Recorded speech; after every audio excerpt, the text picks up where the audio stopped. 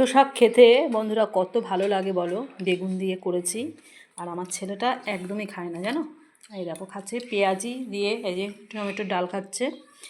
আর নিল না, আমি বললাম একটু নে, ভীষণ ভালো লাগে, আমি তো ভীষণ ভালো খাই। আর এই দেখো আমিও নিয়ে নিয়েছি পেঁয়াজি, আর এখানে নিয়েছি ভাত, আর এই যে স্যালাড রয়েছে, শসা পেঁয়াজ নিয়েছি। আর এই দেখো আমার জন্য মাছ নিয়েছি, ছেলে মাছও খাবে না। আর এই যে ডাল, আর এই দেখো চিকেন কষা, দেখেছো? রবিবার যে হাজব্যান্ড নিয়ে এসেছিলো সেই চিকেন তো করিনি, তো আজকে মঙ্গলবার, আজকেই করলাম। আর একদম আমি তো কষাই করি, তো কোনো জল টল কিছুই দিই না। তোমরা দেখো আমার চিকেনটা।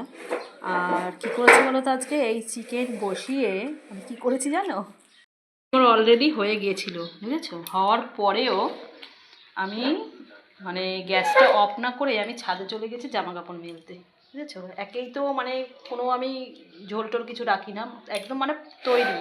গ্যাস অফ করতে ভুলে গেছি, নিচে এসে কী দেখছি জানো তো, শুধু মানে কড়াইতে লাগাটা বাকি ছিল, পোড়া লাগাটা।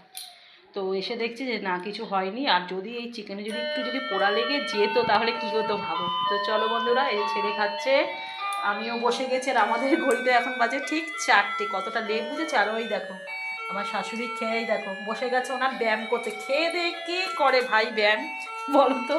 আর আমার হাজব্যান্ডও খেয়ে ঠেয়ে নিয়ে ওই রুমে চলে গেছে। ওনার মানে অভ্যাস, মানে সে সকালে বা বিকেলে একটা টাইমে করে, কিন্তু না, ওনার টাইম হচ্ছে খাওয়া দাবার পরে ওনার ব্যায়ামের টাইম।